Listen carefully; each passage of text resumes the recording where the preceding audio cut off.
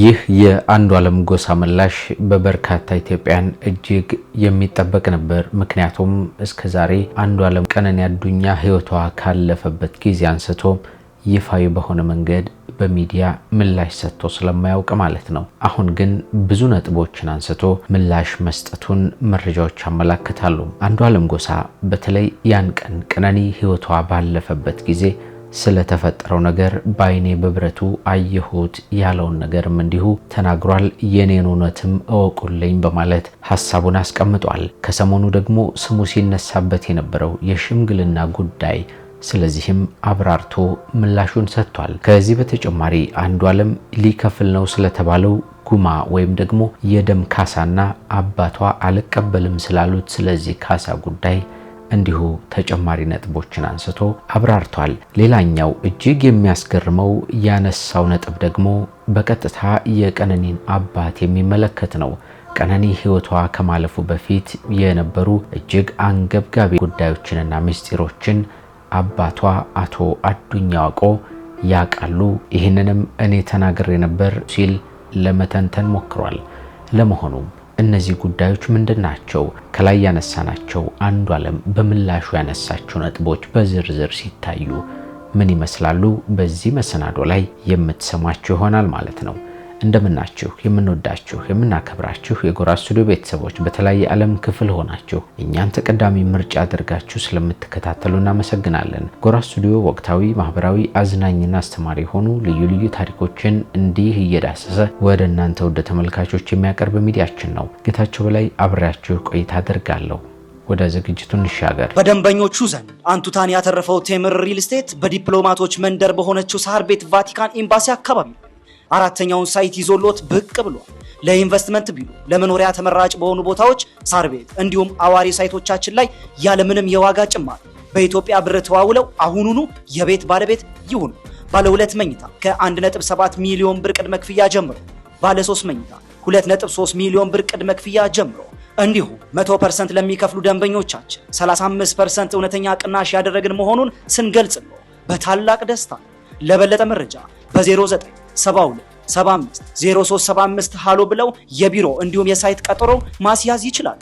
ቴምር ፕሮፐርቲስ። ድምፃዊ አንዱዓለም ጎሳ ለመጀመሪያ ጊዜ ይፋዊ በሆነ ለህዝብ ምላሽ ሲሰጥ እጅግ አነጋጋሪ የተባሉ ጉዳዮችን አንስቷል። ከሰሞኑ ስለነበረው ሽምግልናና ከፍቅረኛው ቀነኒ አዱኛ አሟሟት ጋር በተያያዘ በቪዲዮ መልእክቱን አስተላልፏል። መልእክቱ ደግሞ በአፋን ኦሮሞ የቀረበ ሲሆን እኛም ቲግቫ ኢትዮጵያም ተርጉሞ ያቀረበውን እንዲህ ወደ እናንተ እናደርሰዋለን። እኔ እጅግ መጥፎ የሚባል ሐዘን ውስጥ ነኝ። ሐዘኔን እንኳን በደንብ ማዘን አልቻልኩም ያለው ድምፃዊው እስር ቤት ነበርኩ፣ ከዚያ ስወጣም ይሄው በመጥፎ ነገር ቀጥሏል ሲል ያለውን ሁኔታ ያስረዳል። ድምፃዊ አንዱዓለም ጎሳም ያጠፋኋት ወይም ያጎደልኳት ነገር የለም፣ የማወጣውም ጉማ ወይም ደግሞ የደም ካሳ የለም ማለቱን ነው ይሄው የቲግቫ ኢትዮጵያ ትርጉም የሚያስረዳው። ለቤተሰቦቿ ሽማግሌ ላኩት ደግሞ ለኔ ወይም ለሌላኛው እንዲወግኑ ሳይሆን እኔም እውነት አለኝ፣ ሚስቴን አጥቻለሁ፣ ያንን እውነት ተመልከቱልኝ ብዬ ነው ሲል ሐሳቡን ማስቀመጡን ነው መረጃው የሚያስረዳው። ነገሩን በዝርዝር እንመልከተው አስከትለን። እኔና ቀኖ እጅግ ደስ የሚል የፍቅር ግንኙነት አለን፣ ነገር ግን ጭንቀት ነበረባት ይላል አንዱዓለም። ምናልባት ይህ ጭንቀቷ የመጣው ቤት ከመዋሏ የተነሳ ነው ብዬ የኢንተርቴንመንት ስራ አቋቁሜ አብራኝ እንድትሰራ አድርጌ ነበረም። ይህንን ካደረግኩ በኋላ ግን ራስን የማጥፋት ሙከራ እያደረገች ቀጥላ ነበር ሲል ሐሳቡን ማስቀመጡ ነው ይኸው የቲግቫ ትርጉም መረጃ የሚያስረዳው።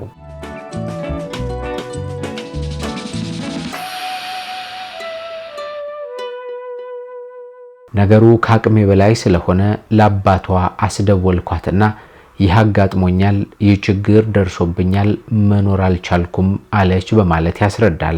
እኔም ተቀብዬ እንድትጨነቁ አይደለም፣ ነገር ግን ከቀን ወደ ቀን እየከሳች ነው፣ ነገሩ መፈታት አለበት ብያለሁ። እኔም ጠርቼ ተሰብሰቡ ብዬ ይህንን ነገር ፍቱላት በማለት አውርቻለሁ። ሆኖም መልስ የሰጠኝም ሆነ ተገኝቶ የመከረ በጉዳዩም ላይ አንድም የተናገረ ስለሷም የጠየቀኝ የለም ሲል መናገሩ ነው የተገለጸው።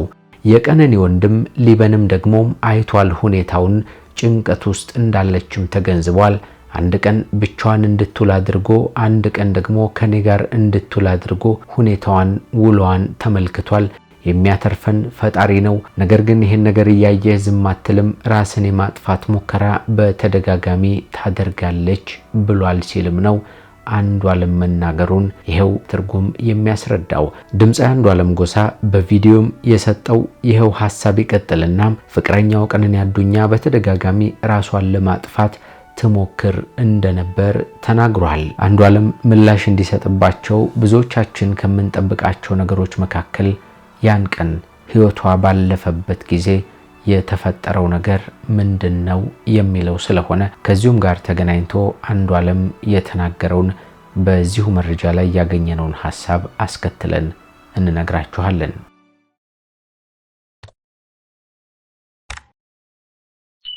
ያን ቀን ሆስፒታል አብረን ሄደናል። የልደቷን ፎቶም የተነሳችበት ቦታ የወሰድኳት እኔ ነኝ። ከዚያም ስወጣ ሰዎችን ለማግኘት ሄድኩ። እሷ በጊዜ ልግባ ብላ ነው የተለያየ ነው ሲል ያንን ጊዜም ያስታውሳል። ማታ ጥሩ ጊዜ እያሳለፍን ነበር። ለወንድሟም ስደውል ነበር። ድንገት ስለ ውሏ ስጠይቃት እኔን የማመን ችግር አለብህ በማለት ከምንተኛበት ተነስታ ሄዳለች ሲል ነው አንዷለም የተናገረው። ስትቆይብኝ ተጠራጥሬ ሌሎች ክፍሎች ላይም ስፈልግ የለችም። በደንብ ቼክ ሳደርግ ኪችኑ ዝግ ነው። አበባ ነገር ላይ ቆሜ ሳያት የልብስ ማጠቢያ ማሽኑ ላይ ተደግፋ ላርጎ ስትጠጣ ነበር። ምን ነው ቀኖ ብዬ በላይኛው ክፍት በሆነው የኪችኑ በር በኩል ዘልዬ ገባው።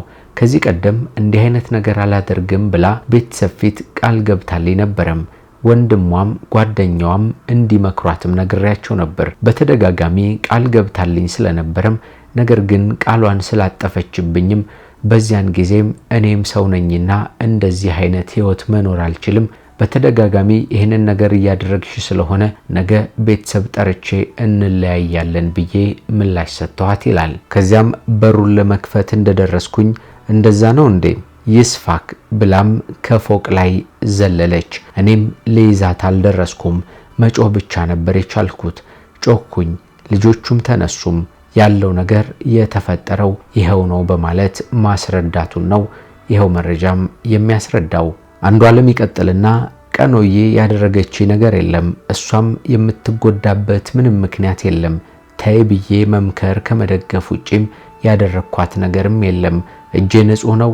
ሽማግሌዎቹም ይህንን ይመልከቱልኝ፣ ከቤተሰቧ ጋር ግንኙነቴን ያስቀጥሉ ብዬ ነው የላኳቸው ሲልም አስረድቷል። ስለ ጉማም አልተወራም። እጄ ንጹህ ነው፣ የማወጣው ጉማም የለም ሲል ገልጿል።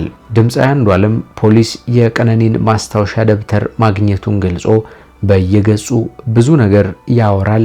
ለቤተሰብ ለኔም ለሁሉም በዲያሪው ላይ ስንብት አለ ሲልም ተናግሯል። ከቻላችሁ እውነትን በጥልቀት ተመልክታችሁ ድረሱበት። በአሉባልታም ያለኝን ግንኙነት አታፍርሱ። እሷም በሰላም ትረፍ፣ ነፍሷንም እረፍት አትንሷት ያለው አንዷለም ጎሳም እኔም ተረጋግቼም ለምትጠይቁት ጥያቄ መልስ ለመስጠት ዝግጁ ነኝ በማለት መናገሩ ነው የተገለጸው።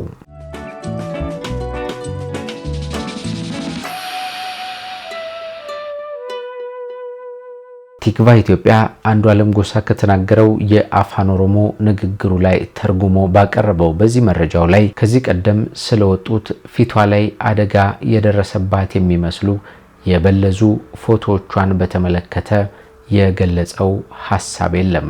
በዚህ መረጃ ላይ እንዳገኘ ነው ማለት ነው። እናንተ ምን ትላላችሁ? የተሰማችሁን ስሜት ከዚህ ቀደም ከወጡ መረጃዎች አንፃርና አሁን ደግሞ አንዷለም ከሰጠው ምላሽ አንፃር ሐሳባችሁን በኮሜንት ላይ ልታኖሩልን ትችላላችሁ። እጅግ የምንወዳችሁ የምናከብራችሁ የጎራ ስቱዲዮ ቤተሰቦች በተለያየ ዓለም ክፍል ሆናችሁ እኛን ተቀዳሚ ምርጫ አድርጋችሁ ስለምትከታተሉን እናመሰግናችኋለን። ጎራ ስቱዲዮ ወቅታዊ፣ ማህበራዊ፣ አዝናኝና አስተማሪ ሆኑ ልዩ ልዩ ታሪኮችን እንዲህ እየዳሰሰ ወደ እናንተ ውድ ተመልካቾቹ የሚያቀርብ ሚዲያችን ነው። በዛሬው ዝግጅታችን ስለ ቀነኒ አዱኛ አንዷለም ጎሳም የሰጠውን ምላሽ አንስተን በእንዲህ አይነት መንገድ አቀርብንላችሁ። ጌታቸው ላይ አብሬያችሁ ቆይታ አድርጌያለሁ። በሚቀጥለው በሌሎች መሰናዶዎች እንደገና እንገናኛለን። እስከዚያ ግን ቻናሉን ሰብስክራይብ አድርጉ። ሐሳብ አስተያየታችሁን ኮሜንት ላይ አስቀምጡልን። ቪዲዮንም ላይክ አድርጉም። ቸር ቆዩልን።